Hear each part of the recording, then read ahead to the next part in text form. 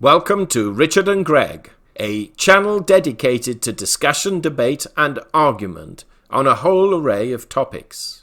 Now, today we're asking Greg for his views on climate change. Greg is most outspoken on this subject, so much so he becomes very aggressive and argumentative. Hope you enjoyed the debate. Good evening, Greg. Are you online? I am indeed. Good evening. Well, I was sitting here this evening, Greg, thinking, what could I discuss with Greg today? We've covered the issue to some degree of Trump. We've covered the issue to some degree of the virus and the problems associated with it. What subject would interest Greg? And it just dawned upon me, as if given to me by the gods themselves, that maybe climate change is an appropriate subject. And I understand you have some quite strong views on it. So perhaps you could express those views to us and then enable me to maybe question one or two of them as we progress. So what's your view on climate change? By all means, I'm quite prepared to discuss the facts of climate change, minded, of course, that climate change has been an omnipresent factor on this planet for 4.5 billion years. And we have had periods during that of ice age. We have one period where it's believed that it rained for something like 10,000 years, 24 hours a day, 7 days a week. Not, of course, that there was anyone around in those days to count the weeks or years, or days or hours. Mankind having only turned up on the planet in anything like his present form at this stage of evolution a mere 800,000 years ago. And it was not until approximately 20,000 years ago that mankind became involved in farming. And it seems from the record that it was only 12,000 years ago that mankind started settled farming. So realistically, our industrial influence on this planet has been next best to zero in terms of time and in terms of actual influence when you compare our activities, where it took until just the beginning of the 1800s for mankind's population on this planet to top 1 billion, minded that there are currently 7.5 billion. So in the intervening 200 odd years, we have rather increased our population, some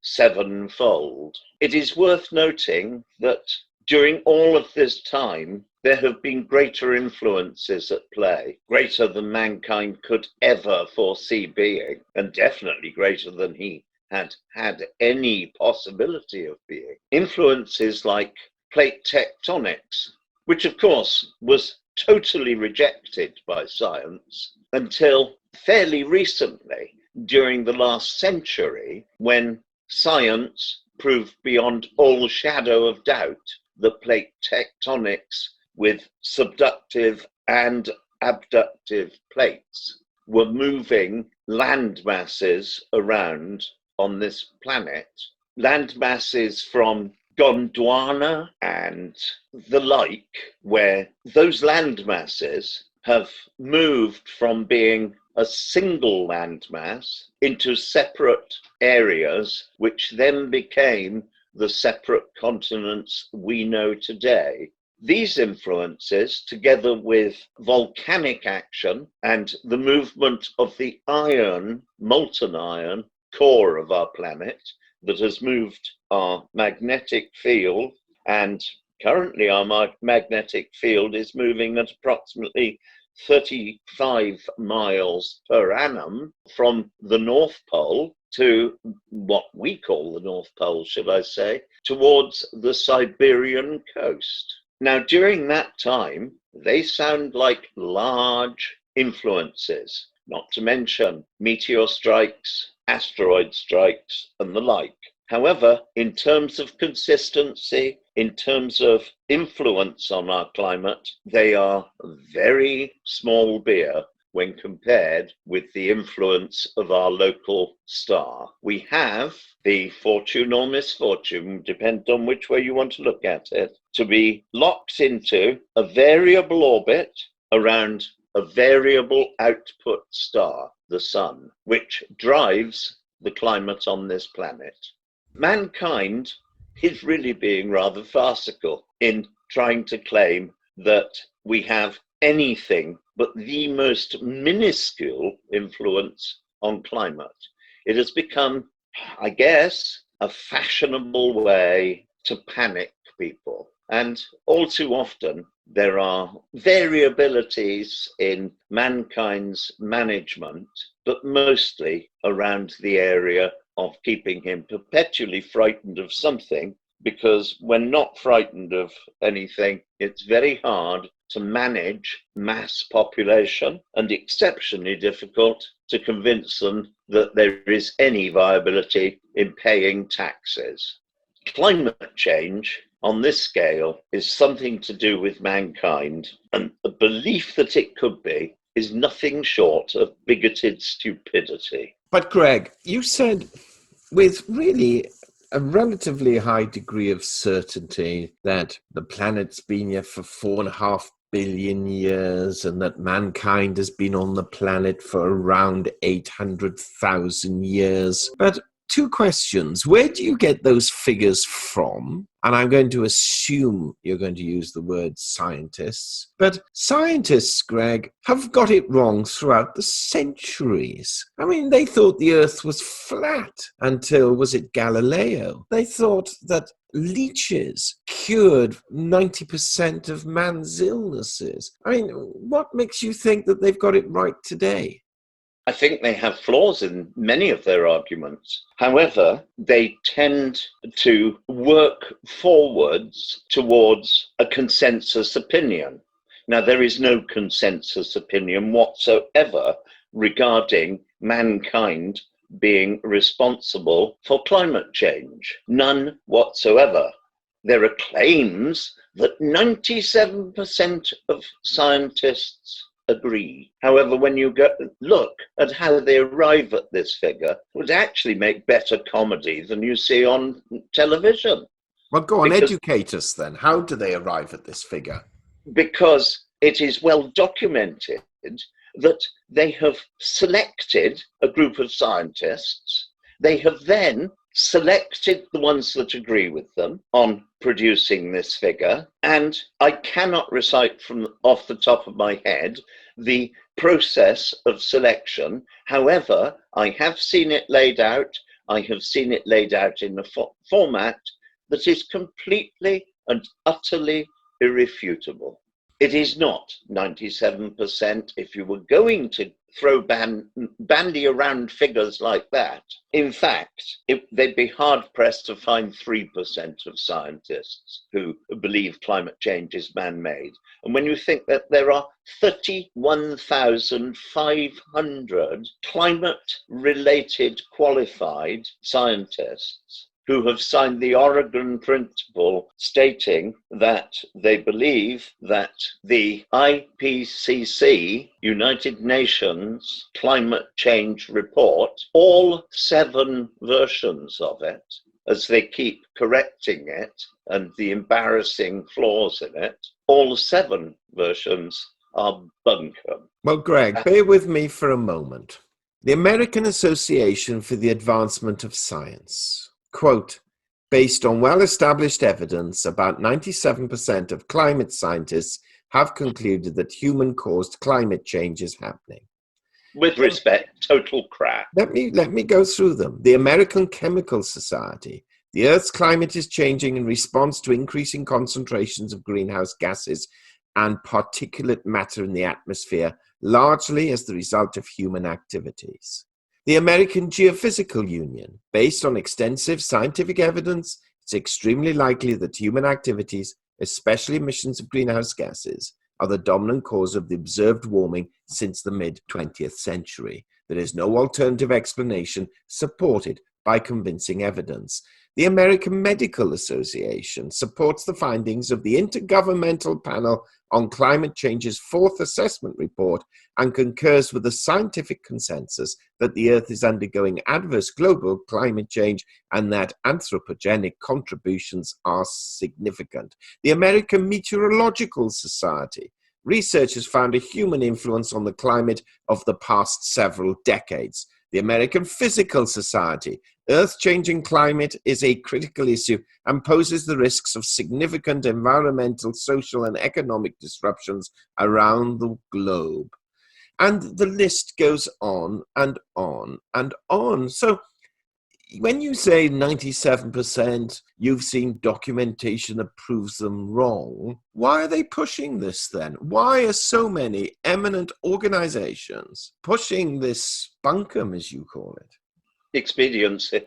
Please elaborate. You can't, on the one hand, say scientists are frequently wrong, as you did in the last intervention you made, and now turn around and give me a long list of scientists who you believe to be right, without saying why they're right. Just because they have eminently selected, registered corporations that sound convincing, it doesn't make them right. We haven't a clue. After how many years of experimentation? We haven't a clue whatsoever how to cure the common cold. We have no idea how to cure flu. We have no idea what causes cancer. We can punt ideas as to what might cause different types of cancer, but we haven't come up with a single cure for cancer. Hit and miss with things like chemotherapy, where, as my oncologist has openly admitted to me, it's a matter of whether they kill the cancer or kill me as the patient first. How luck pans out. At the moment, I'm ahead of the eight ball, I'm pleased to say. However, that is not to say that the next round of treatment they decide to give me will work. I have been fortunate enough that I've survived cancer for over 20 years now, various cancers. But in all fairness, there's been very little science involved in that and not an awful lot of medicine. So don't quote me, scientists are the root of all knowledge on the one hand, and then quote me, scientists are frequently wrong. Your provenance is as weak as ditch water. No, you've done the same. On the one hand, you've said 97. Indeed I have. Well, let me explain. On the one hand, you said 90. Indeed I have.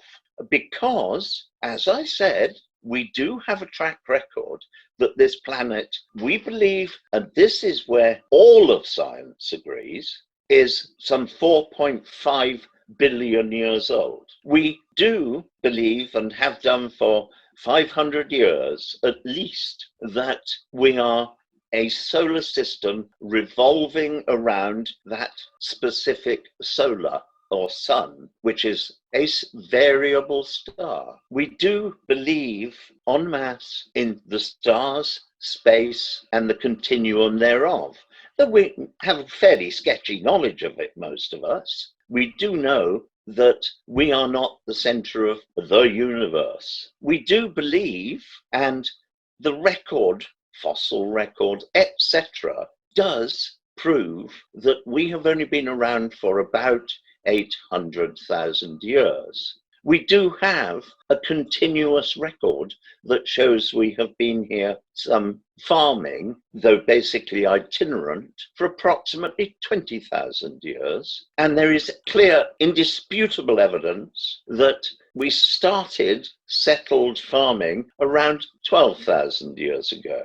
We have the provenance of plate tectonics, as shown by the movement of, let us take the continent of India as it thrusts into the underbelly of Asia, driving up mountains 5 miles high across the Himalayas. We do have the ability to confirm that there is rock that marries exactly with rock on the east coast on the west coast of Africa, marries exactly with not only rock, but the shape of the outline to be found on South America. We are able to trace rock that is near Hobart in Australia, on Tasmania, that is only found in one other place on the planet. And it's an offshoot from the rock that is to be found in the Grand Canyon in America. We can look at the cliffs at Ost as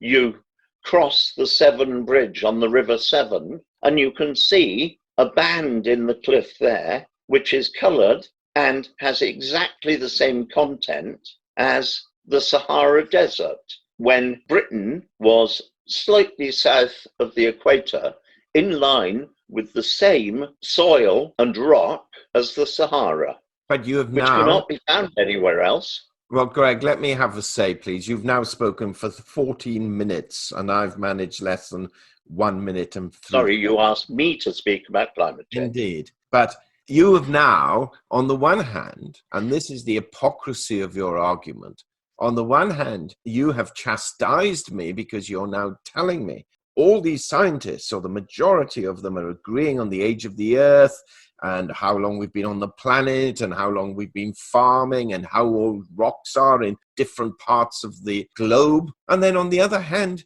you dismiss out of hand that 97% of them are wrong. How can you argue that? Based on the evidence. I can very happily refer our listeners to my website on the subject, and they can read the evidence there in copious detail as I've produced it with exact sources for its background. However, I don't think you want provenance. Then why haven't the 97% of scientists picked up your website proof and adopted it? Who pays for these scientists?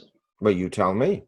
Who is paying for their research work? Who commissions these scientists? And what keeps them in work? And if you actually start looking at it, you will realize that government bodies fund these research establishments and also big corporations. And you will notice, for instance, that it was serried ranks of doctors, medical experts, and scientists who, until quite recently, were telling you the benefits of smoking and that smoking was no threat to your health.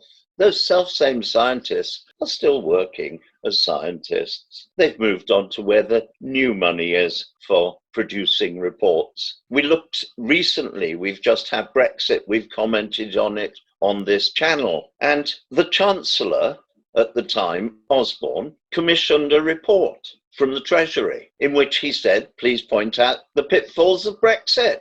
It was then, after they had produced what he had demanded, that he and the leading lights of Cameron's government stated that the Treasury had said that we would have durance vile if we went ahead with Brexit, that it would be catastrophic. Immediately it was voted in favour of, etc., etc. Not one of those prophets of doom was proven correct. They had produced the report as commissioned, not a scientific accurate report, but the one that their client requested. So 97% of scientists have all been bribed. That's what you're telling me. No, not bribed. They know which side their bread is buttered on. You may call it bribery. I incline to call it bribery. However, in real terms, many of them will have just gone along with it to pay their mortgage, their lifestyle, their career progress, as happens in so many fields of human endeavor. Endlessly, we hear at the moment of people's contempt for woke situations, etc. However, they wouldn't dream of speaking out because it would damage their incomes. We have read copious biographies of senior personnel from the media, particularly the BBC, biographies of their careers once they retire, utterly condemning the BBC for its bias, its propaganda, its internal bullying, and its total corruptness. All it tells me about them is just because they were good at reading an auto cue doesn't mean that they were worth the kind of money that they were earning, because they lacked the integrity to speak out and prostituted themselves for the rewards to peddling the party line. scientists do the same thing. Well, Greg, on that note, we will return to this subject because I want to talk to you about the likes of Greta Thunberg and a number of the Democrat leadership, or should I say presidential contenders, who all argue a different case. But for tonight, I'm going to respect my elders, and I know you're older than me, despite what science may tell us, and say thank you very much. My pleasure. To be continued. Indeed, it is. We hope you enjoyed that discussion, and if so, kindly subscribe to our channel and press the bell sign so that you are notified of our videos as and when they are published. And also in the description box below, we place links to certain books, articles, and programs which you may find of benefit, and for which we will receive a small commission should you purchase through our link. And this will help support our channel and to enable us to develop it further.